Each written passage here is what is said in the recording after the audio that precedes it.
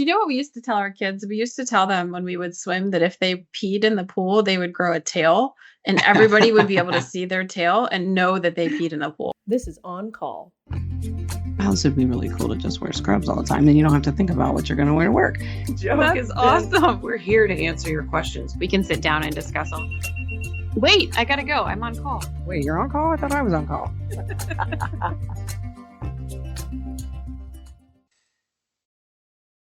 Hey everyone, welcome back to another episode of On Call with April and Alicia. I'm April. I'm Alicia. And I'm Austin. Hey, welcome. We have a guest. Somebody in the chat room. Hey. This week, we're excited to welcome Austan Lundeen to our show. He is our digital marketing manager here at Sound Physicians. So thanks for joining us, Austin. Yeah, thanks for having me. It's a pleasure. You're welcome. Austin, tell us where you are. I'm in Phoenix, Arizona. So the hottest part in the country, which I question every day. It's like, I know it's not the armpit, but I feel like it could be the armpit of America. I think it is. With the weather. Hey, we haven't talked about weather for a while, April. What's the weather like in Austin or in Arizona right now?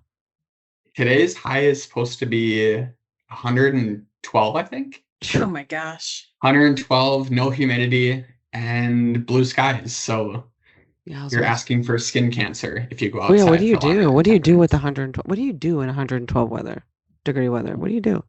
Yeah, that's a great question. So on the weekends, we'll typically go river tubing or we will escape. So this weekend is a bad example, but we're going to Las Vegas where it's also in the hundreds. So it doesn't make any sense, but we travel a lot. And this summer we're going back to our roots back in Minnesota. Oh, you're a Midwesterner. Yeah, I'm a Minnesotan. Minnesota. Oh, okay. Yeah. Okay. Is it are the rivers cold at least, or maybe lukewarm? Okay. All right. Yeah, so that's rivers worth feel tubing. great. Yeah, Okay, it's nice to just relax. And, once you get hot 5 minutes in, just jump in for a half hour and call it good. We Nice. went on vacation last summer and Mexico, of course, and it had been really like they had unusual heat. But I just remember I usually, and you'll hear on last episode where I talk about like I don't like to get in pools because of people that are in there.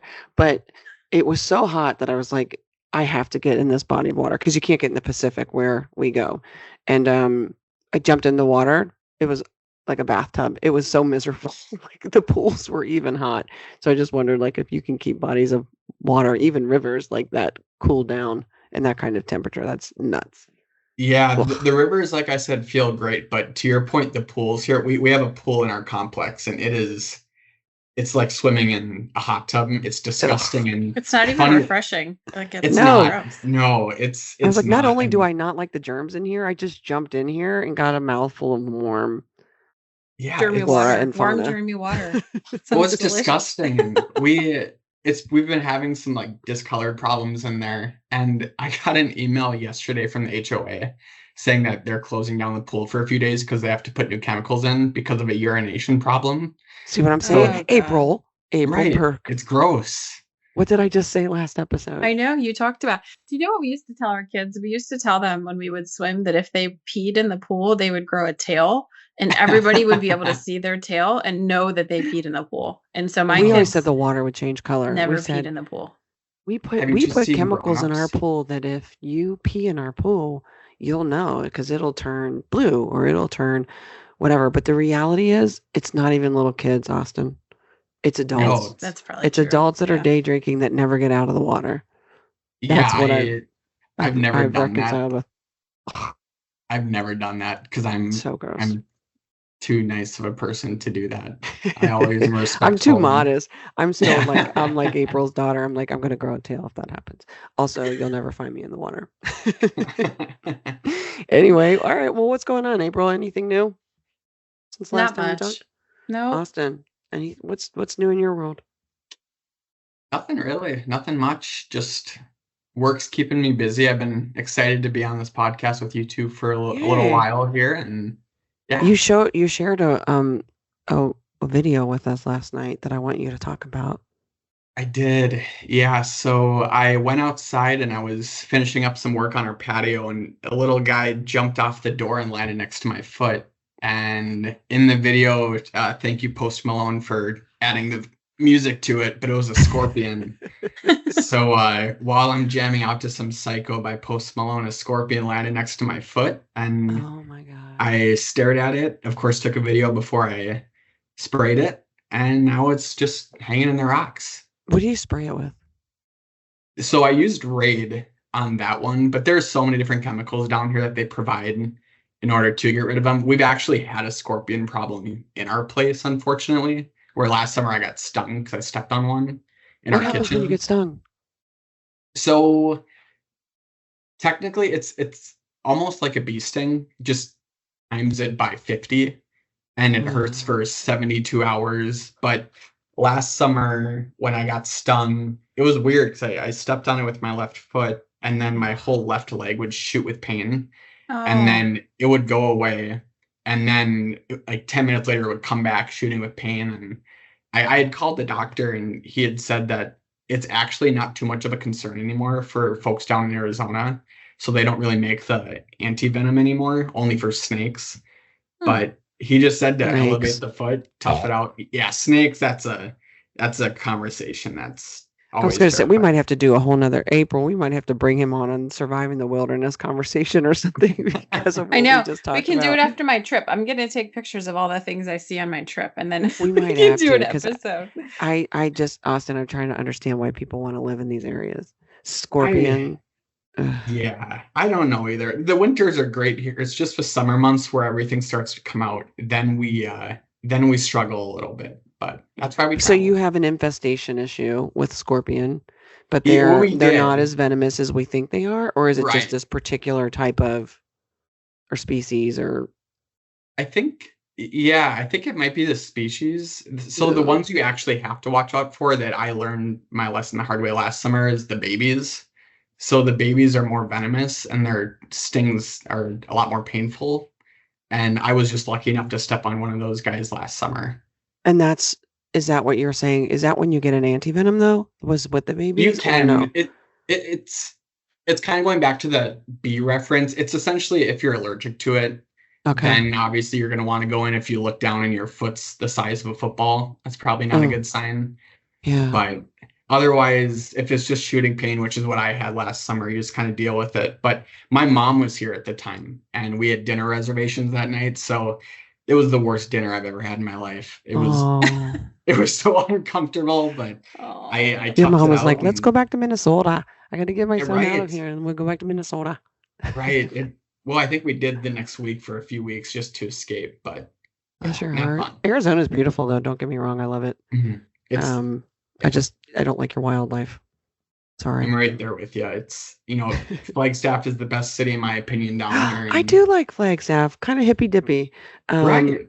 I do. Lots some hostels and stuff there. I did Flagstaff, Sedona to Flagstaff to the Grand Canyon, and actually hiked the Grand Canyon, the North Kaibab Trail, in one Okay. day, which I would Wow. never recommend. I ended up getting rhabdo coming back, but I did it was like 9.1 going down, and then obviously coming back up. We met the ranger down at the river. I just made it down to the Colorado River, and he goes, "I hope you're not going back up." It was like at 1 p.m. And I went, "Yes, sir. I have a flight tomorrow." And he goes, "Good Oh, luck." man. Oof. Worst mistake ever. I would never recommend that, but it was absolutely stunning. Flagstaff was great. Love that. It's a great place to escape the heat. And I call myself a hiker, but what you just described, I'm more of like give me a half mile to a mile and I'm thriving. So we actually did hike a part of the Grand Canyon, but it was really a 45-minute round trip.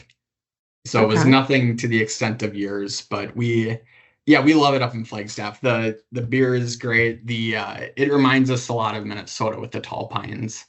Oh, And yeah, Minnesota. it's good. Minnesota on the boats. Okay. Well, I'll talk clearly weather and life forms of different states all day. But getting into the podcast, you know what we do. Austin, you help us with our show a lot, so you're not unfamiliar to the show.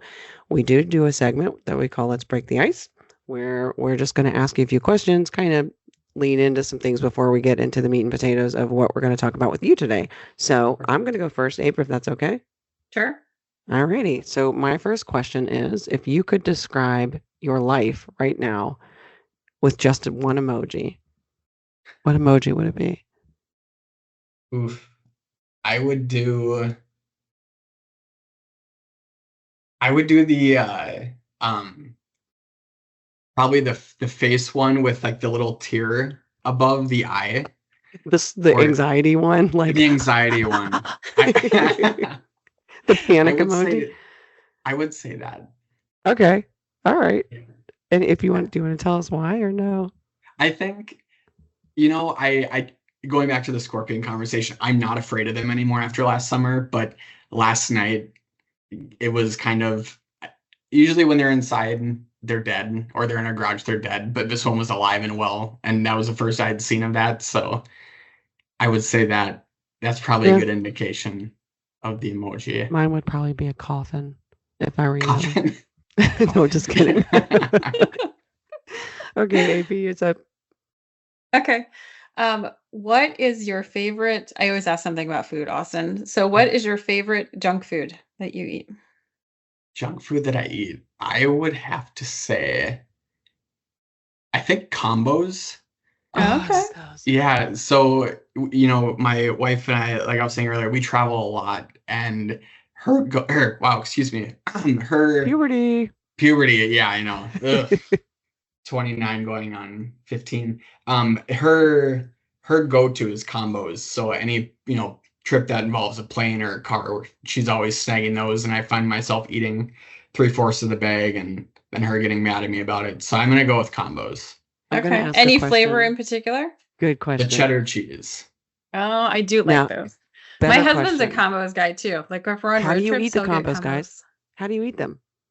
There's I feel like there's, they say there's no wrong way to eat a Reese's.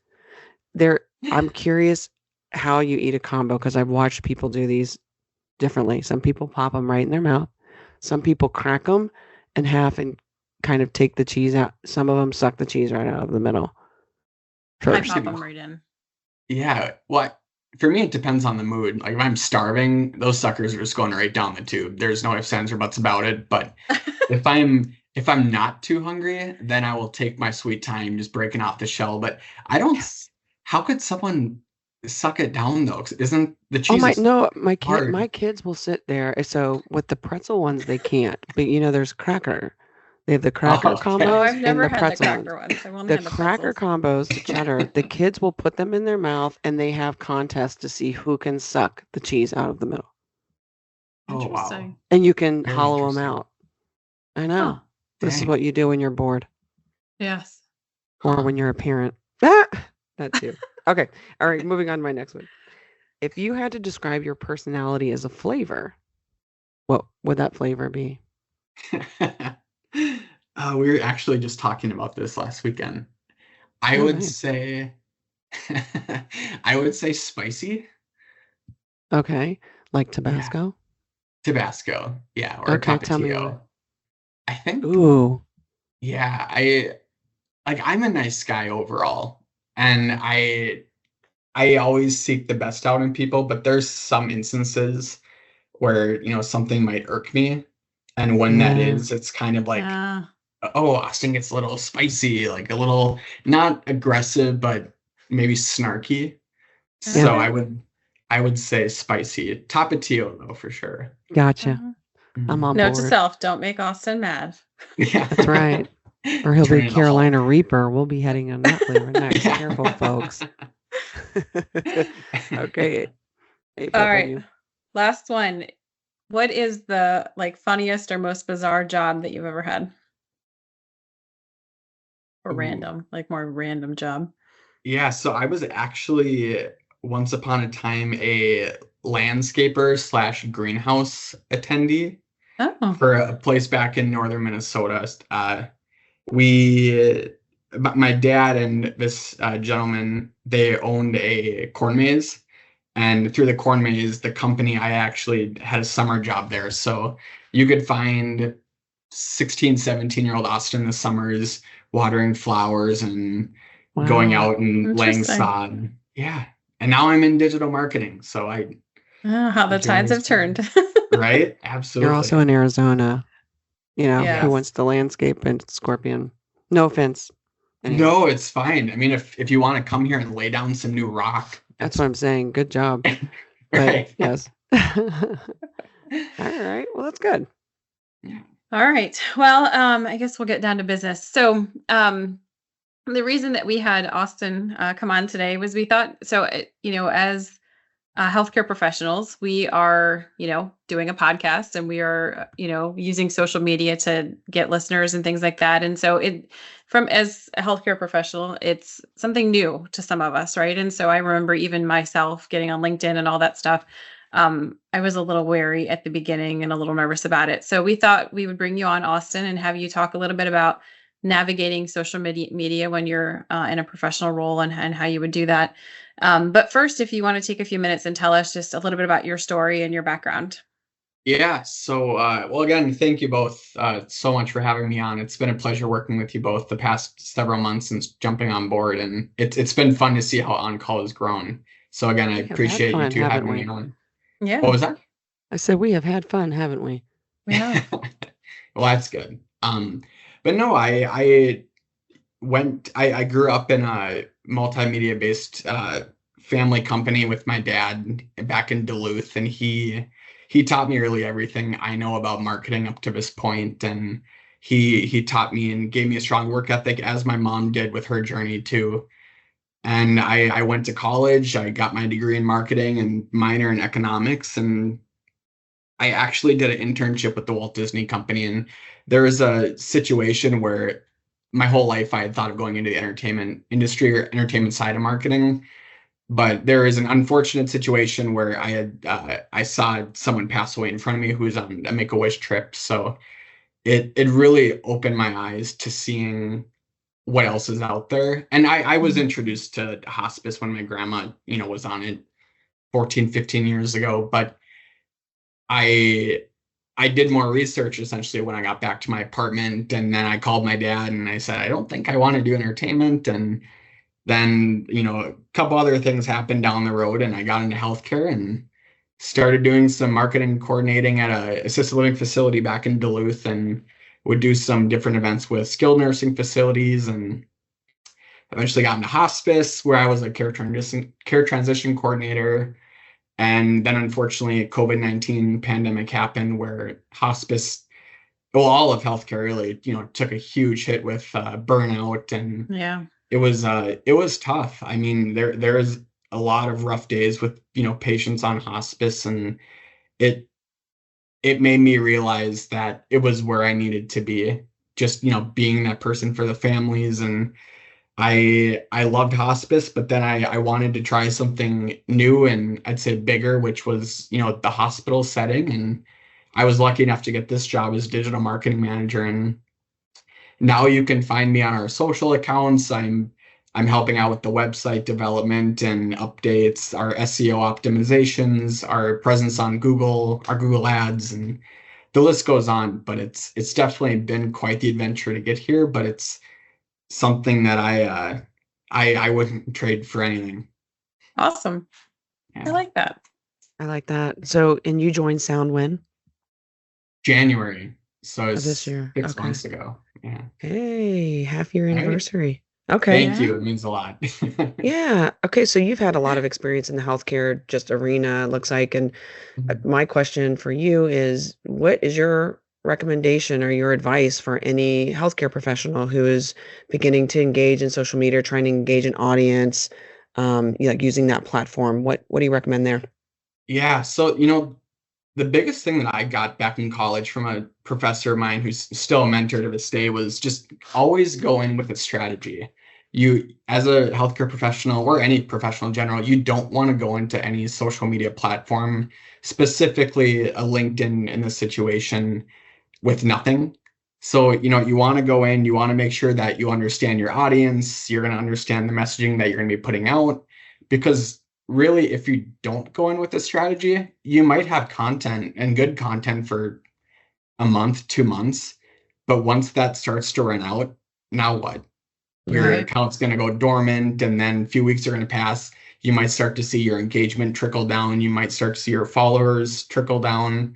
So really, again, just, I can't say it enough. Going in with a strategy, taking the appropriate amount of time to understand your audience and really what you want to do on the platform. It makes sense. Yeah. Okay.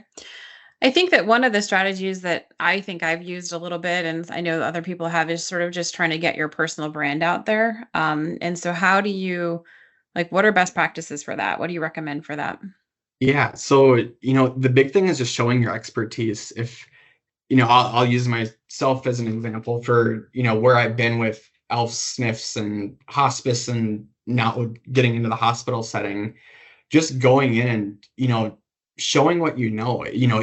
If there's an article that you like or something that you subscribe to, share it. Share it on your LinkedIn post and talk about it.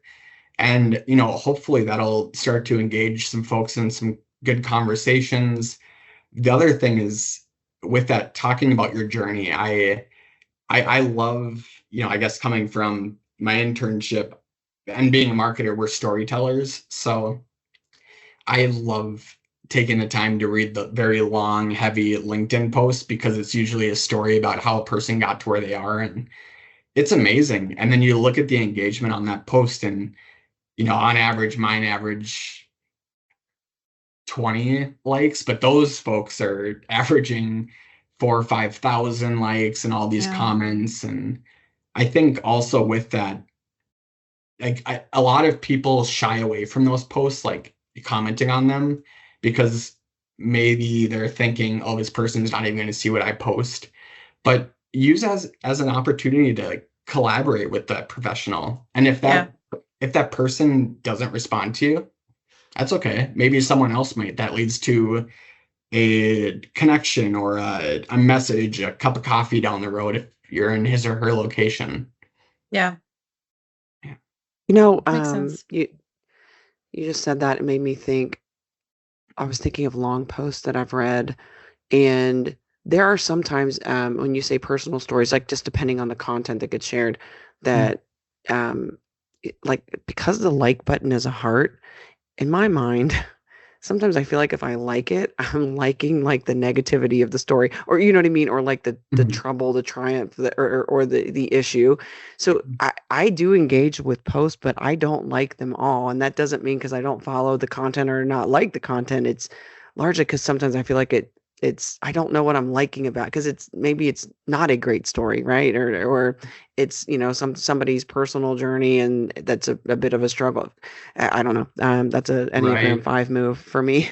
But No, it makes sense though, because I think social media companies like Facebook or Meta with Facebook and right, Instagram, as well as LinkedIn, I think they've done a lot better job over the years implementing the new sort of reaction that you can put on a post. right, So, before it used to be to your point, the like and heart, but now you have the like option, the heart, the inspiration light bulb that goes off, the celebrating one. But right. I don't think it's not a bad thing. You don't have to go on and tell yourself, all right, I'm logging into LinkedIn today. I need to like at least 15 posts and then I can log off. Like you don't need to do that. But I think if you're wanting to grow your personal brand, it might not be a bad idea to interact because as soon as you like something on LinkedIn, it's going to show up on other people's feeds. Yeah. So Yeah. Well, you say personal brand. So for me, I am an open book. There are many of us that, we've got our private life. We have our children that we, want to keep separated from professional world, and not everybody is as open. How do you, like, or what do you recommend to do to keep the personal and professional life separate? yeah, so I guess the easiest thing really it would be just to have two separate accounts. The nice thing about Meta, again with Facebook and Instagram, is they've made it extremely easy for the user to bounce back between different accounts. So for example, I have my personal Instagram account, but then I also have the on-call account and the Sound Physicians account. So it takes me all but a second, 2 seconds to jump between the two. And Mhm. then on Facebook as well, it's I have sound in my personal one, so I can quickly jump between those. But with that, you also have to be careful And I saw this early in my career, but with the cross posting aspect of it, because if you have a post like a family reunion, you just have to be careful where you post it, because I was in a situation where I had actually posted a family reunion on the company I was with Facebook account. And I Uh-oh. was I On was accident? wondering, yeah, on accident. And I was wondering, Okay. like, why isn't my family engaging in this? Like, did I do something? And then I went onto my profile and it wasn't on there. It was on the company's page. Oh no. So it actually had a couple likes, though, so that was cool. But I ended up deleting it and putting it on my personal one. But That's actually the funny. I feel yeah, like I would do that. If I had more than one, I feel like I would post on the wrong one all the time. it was What do you embarrassing. I'm gonna kind of jump ship here a little bit, shocking, but what about, when you're scrubbing, do you ever think about that? Like if you're, we grew up, I think April and I remember a world where there was, internet was still just dial up and you had to have call waiting. And if you didn't have that, your phone line just rang busy till you got off of AOL. And then eventually, we merge into this new world, and it was MySpace and Friendster and then into, Instagram, Facebook. But I was young still when some of that started, and some of my older posts, oof, they weren't racy by any chance, but I was just like, well, that didn't require many brain cells. So I do archive or delete things, but is that a good thing, or is something that you would recommend for these professionals too? Go back, and even in your personal stuff, I feel like they can find anything they want. But if you're moving into a professional setting, what are your recommendations there? Yeah, that's a great point. And you can utilize the privacy settings, so you can go on your different profiles and make your pages private. That's one thing I would suggest. But yeah, Alicia, I the scary thing is that pretty much everything you post, the internet essentially claims. So if you go on to Google and you type in Austin Lundeen and you click images, not saying you have to do that, but you're gonna see my Doing it picture now. pop up. My picture is gonna pop up, and same for you two, or same for John Doe in Massachusetts. They're probably gonna see their image. So I would say, if you have the opportunity or the time to scrub, definitely do that and try to clean it up. And I know I am the same way, Alicia. There's some posts in the past where they're not bad, but it was like 11-year-old Austin in middle school with his friends, like saying the Green Bay Packers are, a piece of blank. Like, I shouldn't be swearing at 11 anyway on socials, but Right. I the, used the to I used to nice, retweet like Tosh Point oh, which I don't know if you ever watched that. yeah, He was very cheeky, Mhm. and very sarcastic, to say it the nicest way. But I would go like, why was this so funny to me at the time? But if you read it now, we've kind of outgrown the humor, so it's not as Right, funny anymore. But it's right. I like, think it's a lot different now, right? I think a lot of people, and it's not necessarily a bad thing, but people are a lot more sensitive to what they see.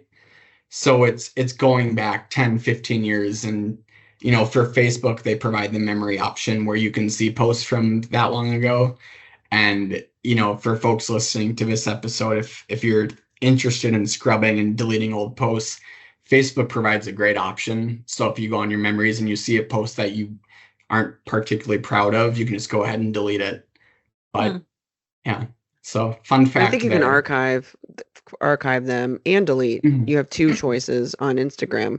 You can like Right. get rid of it by archive it, but like save it for you personally, Mhm. right? Okay. Right. All right. Right. Sorry, I hijacked that question. No, No, it's you're good. I think good. it's a good discussion. I mean, it also makes me think of just, like I know that whenever I'm posting something and, on any of my accounts, like think of sort of sound branding and like, if I'm Right. representing sound, like I have to kind of think about what I'm posting and how I'm wording things. Right. So, And right now is a very tough time because it's a political season, and that's usually yeah. when bad posts are going to skyrocket. So, and I'm not political by any stretch of the imagination, but for those professionals that are out there, just it's phenomenal to have an opinion. That's, the great part about, us, is really just having that opinion. But sometimes that opinion can get a little hot, and you don't Yeah. need to post it. Just if you're, hot about an opinion, just keep it to yourself. Yeah, that makes sense. Okay. Well, we've talked about a little bit about just like how to post and what to post, but are there other challenges that you can think of that healthcare professionals face when using social media? And if so, how would they overcome them? Yeah, so three come to mind, three-ish. Well, there's a lot, but a few that come to mind would be maintaining confidentiality. So as a healthcare professional, if you're working in a hospital setting or a SNP for an ELF, and you take a picture of like a nurse manager's desk, a lot of the times in those facilities, there'll be residents at the manager's desk, like asking questions about maybe, Mm, you know, medicine or whatever it may be. And if a marketer snaps a picture, that's great. You just have to get the consent. However, you also have to make sure within that picture there isn't any patient information. yeah. So that's one thing to be a challenge. So just being cautious about that.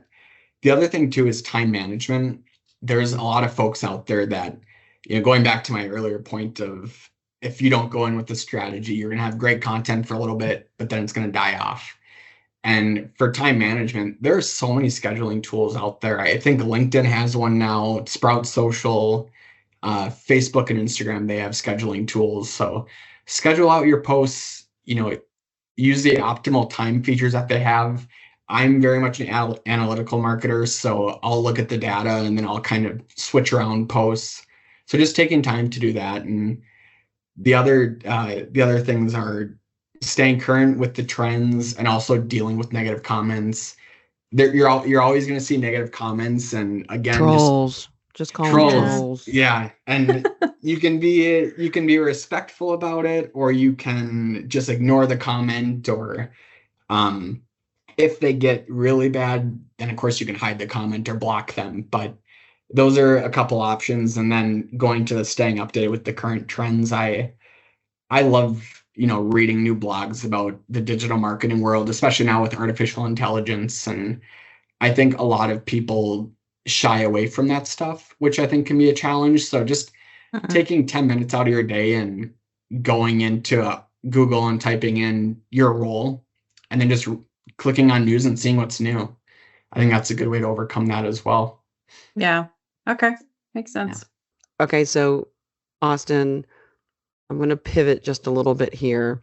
We talk about campaigns, everybody, I want to say the hashtag, um, viral hashtags. That's kind of what drives your post and whatever. But have you had any successful campaigns, you personally, and or for a company? And if so, like, how do we get good campaigns? How do we make a successful transition into that space? What are some recommendations there for you? Yeah, no, great question. So myself with campaigns, I'm very much a team player, so it's a team effort that we had done at my last role. We had an opportunity for a really cool story that we ended up pushing out, and it ended up exploding throughout the country. Wow. I don't want to get into like HIPAA stuff, but it was an amazing time. We won a couple awards of it or from it, Yeah. so that was fun. Otherwise, I can't think of any from my end besides that, but one that comes to mind is the hashtag med Twitter. So it really came from the beginning of the COVID pandemic, where Twitter gave, or some physicians created the hashtag med Twitter, where then researchers, educators, medical professionals, students could go on Twitter, use that hashtag, and then just start sharing information, Wow, I never knew that. sharing. I didn't know that Yeah, either. I don't know. I don't know if it's still around, but I had learned about it. We would have these daily meetings because once COVID happened, we were all pushed to work from home, and we had talked about it, and some gal on our team had brought it up. So of course, me being nosy, went on and looked, and it was cool because I mean, you saw physicians from Massachusetts to California just interacting on different posts and like, oh, did you see this Pfizer update? Did you see this Johnson and Johnson update? And Oh, again, that's I cool. don't know. Yeah, I don't know if it's still around, but that's I'm gonna something look that it comes up. to mind. And the last one would be United Health group, which was then United Healthcare, they did this "We Dare You" campaign, which essentially pushed individuals to have a monthly post on Facebook, or really Instagram, that was a small health habit that they changed, that then eventually led to a stronger, healthy lifestyle. And that got a good amount of traction, I think. And it really brought people together, because people would start commenting on other posts and saying, "Oh, like, what were your thoughts on this? Like, what would you think if we did this way?" Or, whatnot. But I, Right. yeah, I'm always thinking of ways to do it. And the biggest thing is LinkedIn utilizing hashtags, Instagram utilizing hashtags. I I think the summer is a good time to do it, because a lot of families or colleagues are out doing happy hours, or they're going to baseball games or whatever it may be. So is finding a hashtag, like, um I guess for on call, if it was like hashtag on call on the road, or on the road with Right. on call, or something, where you two were In the to, call room. yeah, or just, going different places, or, pushing out, I don't That's know, really different smart. messaging. There's so much that could be done with it, but I kind of Hmm. like the ones that get collaborative too, because I like Mhm, to think of very unique hashtags that maybe are unique to the brand. mhm, But maybe the world might not necessarily pick up something that's searchable. Like if you want to search any post that has to do with, April or I or whatever, I like that concept. But I do like when you were talking about Med Twitter, I also like being innovative about one where you could, invite a bunch of people to collaborate within that yeah, that mhm. hashtag. That's really cool. Yeah, no, That's it's fun. people need. I feel like nowadays people are not scared, but they're not confident in doing those experimental campaigns. And I'm guilty of it, of myself, but I feel like a lot of organizations, podcasts, I feel like, since, like, there's so much traction behind the podcast world, I feel like now is a great time to start experimenting with those. And the first time you do it, might not be successful. The third, fourth, 10th time, it might not be, but eventually it's going to crack, and it's going to resonate with someone, and then it's just going to start to, trickle off with whoever gets involved. So I would just say be confident in, if you're wanting to do something like that. I'm just gonna call you and have you make it up for me. Perfect. Perfect. Sounds good to me. Well, not everybody has an Austin or in their, space to help them. Everybody can So. have an Austin if you follow us on Instagram, which we'll talk about in just a minute. Well, thanks for joining us today, Austin. It's been great talking to you. Do you have any other parting words of advice or comments for our listeners? No, well, again, thank you both so much for having me on. It's been fun. It's always a pleasure talking to you both. And Yeah, we're I definitely gonna have think, to bring you back. yeah, I Yeah. would love to. I love talking about marketing. It's obviously what I do, so Oh no, it's we're gonna talk about fun. snakes and scorpions, Austin. No. That's also fine. But let's make sure it's after 5, so there can be like a glass of wine Couple involved, glasses so I of can wine numb for it. you. Right, right. But I think the biggest takeaway is, once healthcare professionals do come on, just, you know, seek out training, catch up on the social media policies that your company might have, or check out the HIPAA guidelines, because you don't want to get in trouble. The other thing is just, you know, making sure you're keeping the patient information out of what you're posting, Right. because again, that's a HIPAA violation. And again, just whatever you post, obtain the consent forms, because again, you don't want to get in trouble. But be confident.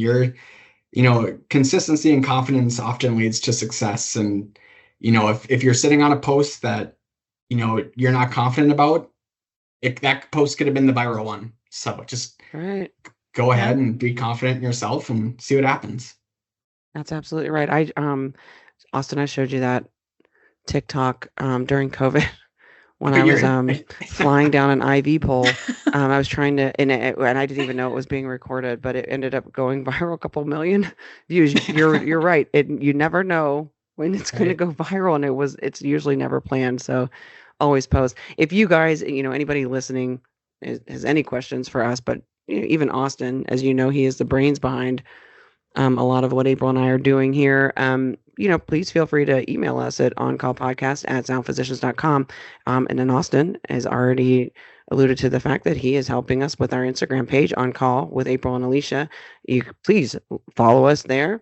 Make sure you like and I was going to say subscribe to our podcast platforms. You can find us on Apple Music, Spotify, SoundCloud, anywhere where you get your traditional podcast. So, yeah, with that. Yeah. And until next time, you guys stay well and we'll stay on call. Bye, everyone. Bye, guys.